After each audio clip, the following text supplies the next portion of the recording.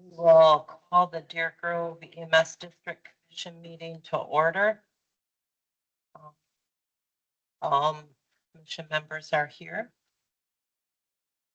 Public appearances, the public's opportunity to speak to the commission about any items on or not on the agenda. Randy? No? Anyone online wish to speak? Nothing. We're going to take that as a no. Approval of minutes from previous meeting. So the only correction I seen was a typo. The very bottom, under discuss and consider amendments to the Deer Grove EMS IGA, it says Q it. I thought it was. So we should change that to an H. I did not notice anything else. Did anyone else have anything? Else with that, I would move approval. Second. All right, we got a motion and second. All in favor, say aye. Aye. Any opposed? Hearing none, motion carries. Oh, one abstention. I apologize. Okay. So just as an FYI, I know. if you read the minutes and you're comfortable with them, you can approve. And go with them, so. Okay. Next up is discuss and consider approval of May financial reports.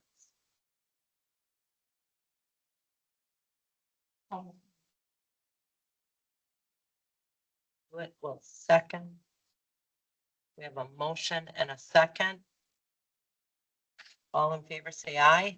Aye. Any opposed? Any abstention? Motion carries. All right, discuss and consider approval of bills for budgeted expenses.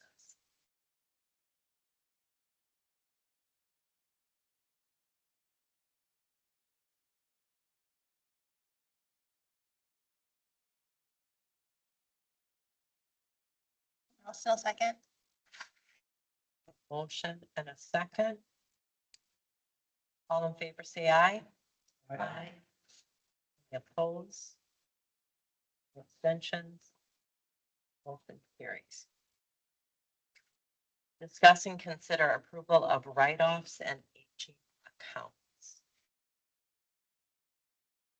We have no hardship waiver requests.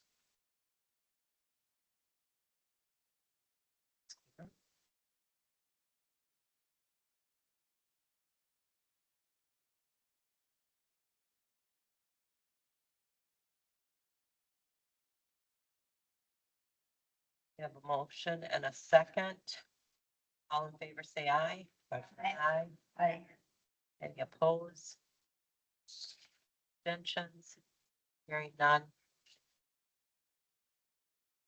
All right, staff report.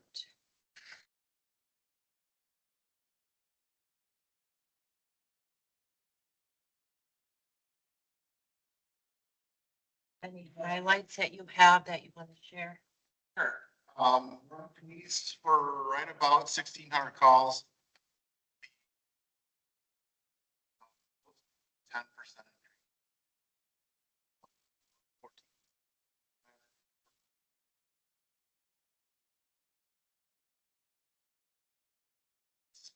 Close 1,600. Yeah, 150, so 10%. So far, responding, most of them having very few opportunities where we need mutual aid to assist us. Looking back at the 144 calls in May, aside from 146 in December of 24, second highest call total in the last 5 years. For the highlight, the village of Cottage Grove picked up the gap a little bit. For whatever reason, until the 60 calls behind last year's pace, now only 40. Calls there.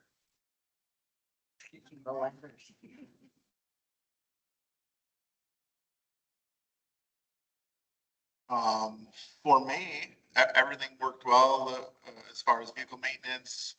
Um, shoot, um, a deer collision. But fortunate for us, with the big old bumper we put on there, all we had to do was pull, settle back into. What we spent, our deductible is $500 if we file a claim. And I think four.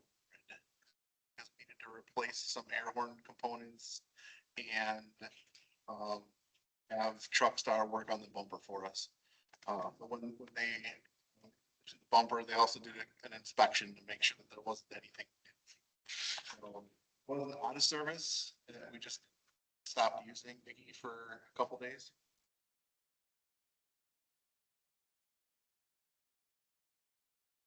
It's kind of getting out for some reason. I can speak louder, maybe that'll help. I didn't put it in here. Had one of our full-time.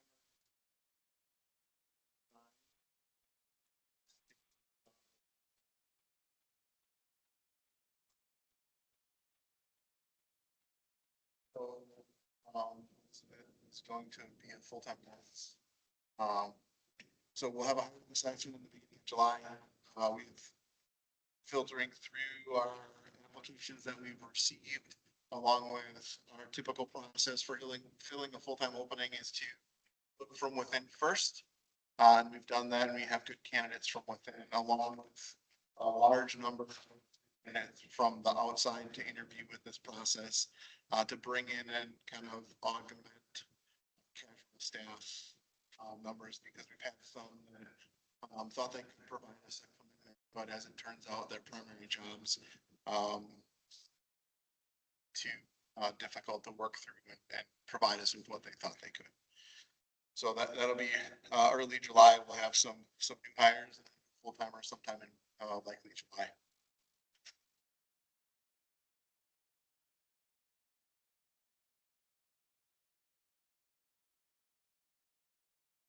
Where did the accident with the deer occur? The off ramp from 12 and 18 to Highway N. Eastbound. Up the hill. The deer didn't need a hardship waiver. Deer needed much more than a hardship. That's the deer that's wandering around. Was wandering around my facility, seriously. Have you not seen it for about 10 days? I haven't received any reports, so. Well,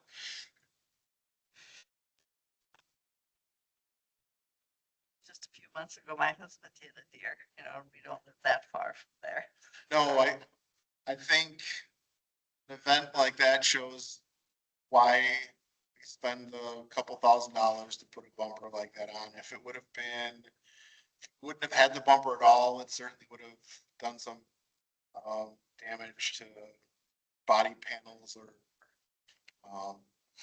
mechanical, whereas this just kind of shrugged it off.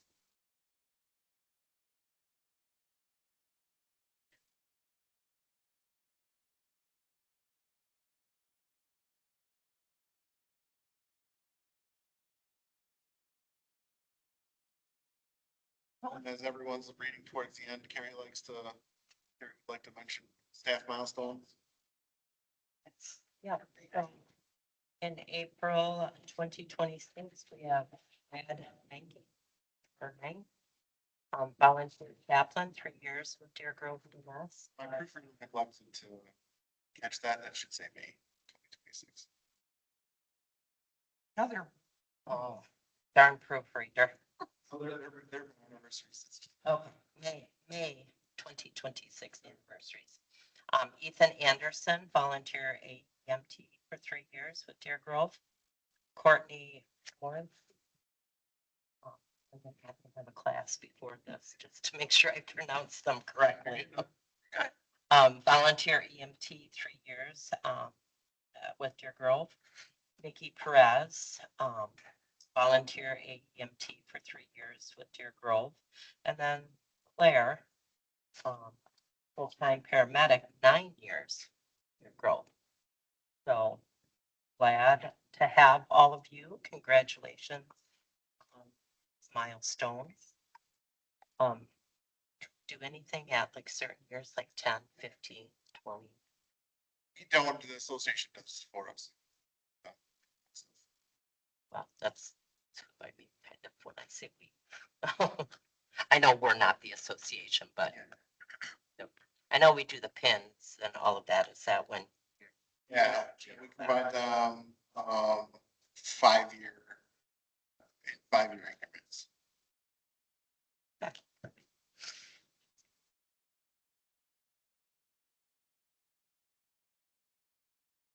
We have anything else? So you started a book club? They're always fun. Yeah, now, not Under Grove Book Club, it's a good book. Me and village, some village staff, we have a book club together. Chiefs and me. What's their second book? Nice. When you, What was the first book? what was the first I love my job. Crucial Conversation. Conversations? Oh, yeah. And this is Super Communicators. Any more of those books, let me know. We probably will. I like those. All right. What was grant writing? Yes. Wendy attended that one. It was just a class that, we listed on there. They basically go through the basics of grant writing. It's a little bit maybe more basic than where we're at right now. If anyone with grant writing came with grief. Yeah, what we're dealing with, the grief we get is making sure you have all the individual pieces of information that each, for different for each grant thing. We're working with, common ones for us are your Alliant, Energy, Firehouse Subs. If we had a bigger one, we would write for the Assistance Firefighter Grant. We're participating in a countywide grant for some radios through EFG, so. I do have a question. Under the chief's report, GMT 2025 data was submitted to Public Consulting Group for the Certified Public Expenditure Program to provide supplemental Medicaid reimbursement to public ambulance providers. You want to say that Mandy did great work on this to maximize our return. You want to tell us a little more about it? Had a lot more time this year, so I could go through all of our accounts a lot more detailed and add in more expenses that we probably left out in the prior 2 years because I just didn't have the time to look into every single thing. Whereas this year I sent probably close to 15 questions to PCG. Be like, where do I put this? Where do I put this? I didn't use it. I didn't put it in prior years. Where do I put these things? Because the instructions don't, they might as well not have them. Because it doesn't, there's no detail in instructions. So, So now you could write the book on it. what was that? I said, so now you could write the book on it because you learned how to do it. Yeah, well, and I told Chief too, we might at budget time be making some changes in how we budget things and adding some accounts and moving some stuff around just to make that process even easier. For example, postage is like its own line on the GEMT, but we generally go with office supplies. So then I have to go in and dig it out. Figure out all of that. Yeah. It's time. So that'll be something I'll be looking at the next couple months to hopefully add some accounts just to make that a little bit easier. Great. And maybe to run the book, but in typical government fashion, next year they would change It'll it. be. From what we understand from, the things we're reading from MedPAC, which is the Physicians Advisory Commission, that Medicaid is to no more than one Medicaid.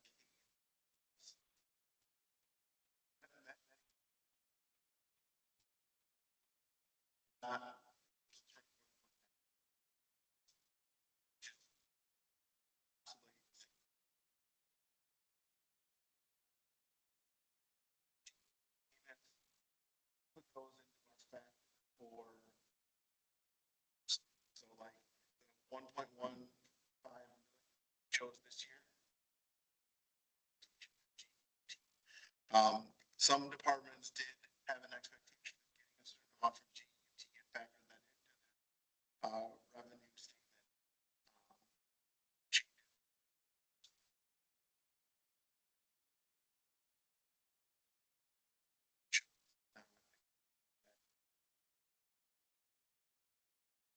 Because these are specific call types that qualify for this. For 2025, we had way less Medicaid fee for service calls, so we're getting quite a bit less. So if you try to start budgeting, putting that into your budget, you're totally guessing because you're gonna go from about 55,000 down to a little over 30,000. Just because we had less Medicaid fee for service calls. That's the biggest driver in it. So, And Medicaid as a whole is attempting to get everybody on the non-fee for service stuff. Can you give me an example to help me understand what you're saying, the non? So the fee for service stuff is like a straight Medicaid. Whereas it's more like an HMO or somebody has D or something else. So I don't know how they choose whether someone is on straight or not, because that might get in too much to detail and they would change that anyway. I don't know, and I also don't know if it's related to the age of the patient as well, because it's all age groupings of our customer base that have Medicaid. It's not just younger folks or older folks, or it's a mixture of all the age brackets.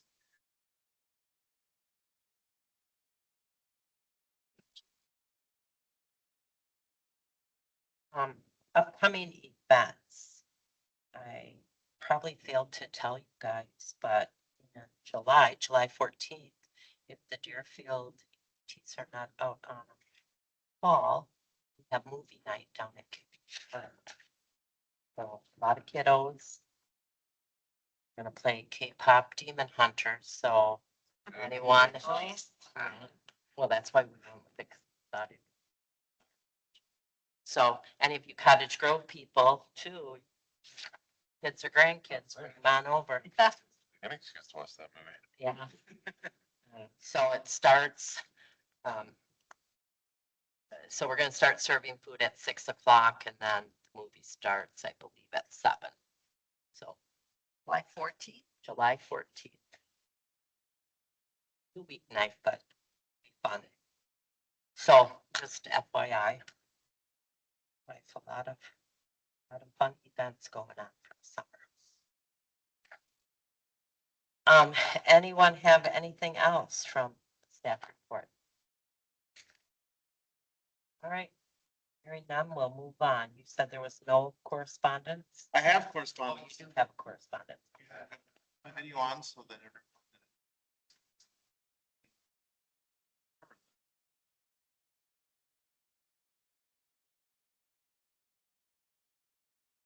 The letter we received from Nona Grove High School. And I'll read it. It says, Dear Grove EMS, thank you so much for being there during the ribbon run 5K. I'm glad we didn't need to utilize your services. Thank you for attending. Overall, we raised $2,273.13 for cancer research. So this was a 5K run MG Coalition at the high school put on May 30th, I think it was. There's the week of kind of everything happening in Cottage Grove. Rugby event on Saturday and pickleball on Sunday and rugby Sunday as well.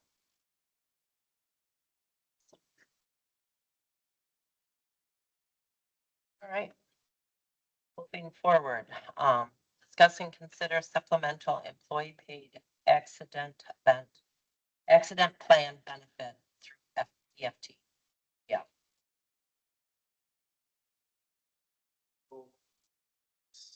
Notice was benefit we purchased late last year. Last year, of it.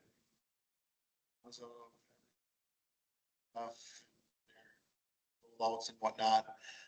This will be similar to any of the other Delta Dental or MetLife plans that we choose to purchase up and then pay for ourselves. So Manny just needs an approval from y'all to allow us to do that. Don't currently have that through Aflac. It's another option.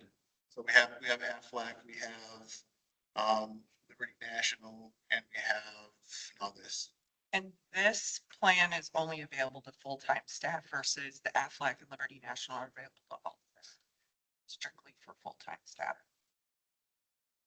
I'll move approval. I'll second. We have a motion and a second. All in favor, say aye. Aye. Any opposed? Abstentions? Hearing none, motion carries. Discuss and consider resolution 2026-01-0521 revised, amending Deer Grove EMS IGA sections 2.02K and 2.02L. So except for two extra sentences, is effectively the same as what I approved last month. So the two extra sentences are the ones at the end, and they are, should council deem additional. Oh, no. There.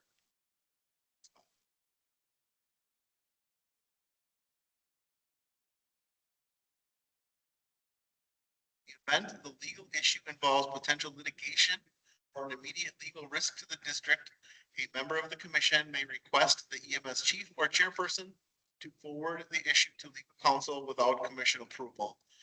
Any request shall be distributed to all commission members concurrent to the request. So where this came up was a gap that was created by needing commission approval to engage in the legal services first. If there was something in imminent need, there would have for talk to legal counsel, we would need approval of the commission, but we couldn't talk to the commission about the legal issue without the lawyer present. So it created like a vicious cycle. So this takes us out of that potential. So the first added sentence was suggested by Cindy in the village, and then Steve requested the second sentence so that everyone was in the know about what was happening. So that was the evolution of those two edits.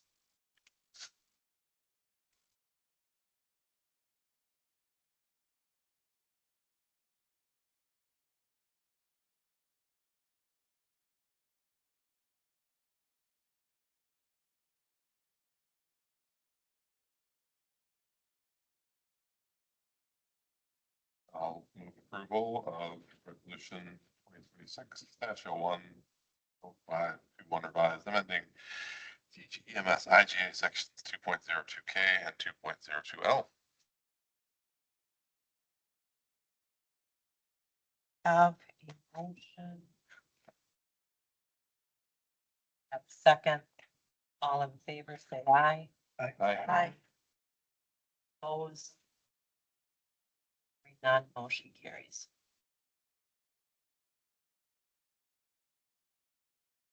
All right, so number 11, Christiana is not here, so we're gonna cross off 11, 12. There's for points of clarification on the file that's in the packet and an extra number in the title I'll be taking out. Says resolution 2026-012 file. It's supposed to be resolution 2026-01-0521.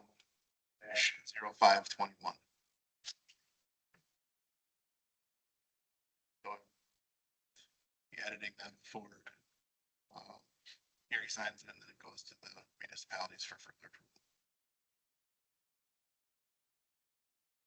So it's supposed to be 2026-012-05. No, it's supposed to be 01. It's resolution number 1. Here. It's the numbering system I chose. So here's 2026, it's resolution 1. 521 was the first date we talked about it.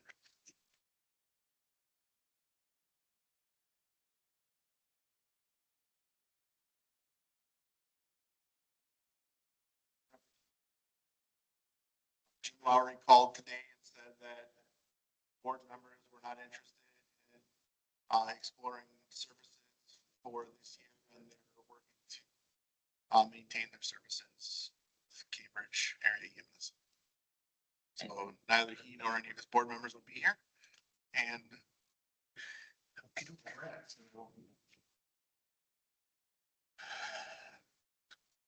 for either of those two, or three, items. Oh, yeah, 13, coming back. And then agenda items for next commission meeting. Wow. I rode my bike here.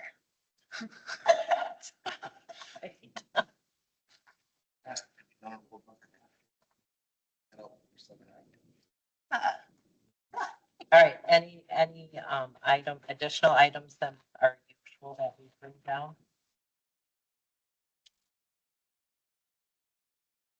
All right, Sure. All seconds.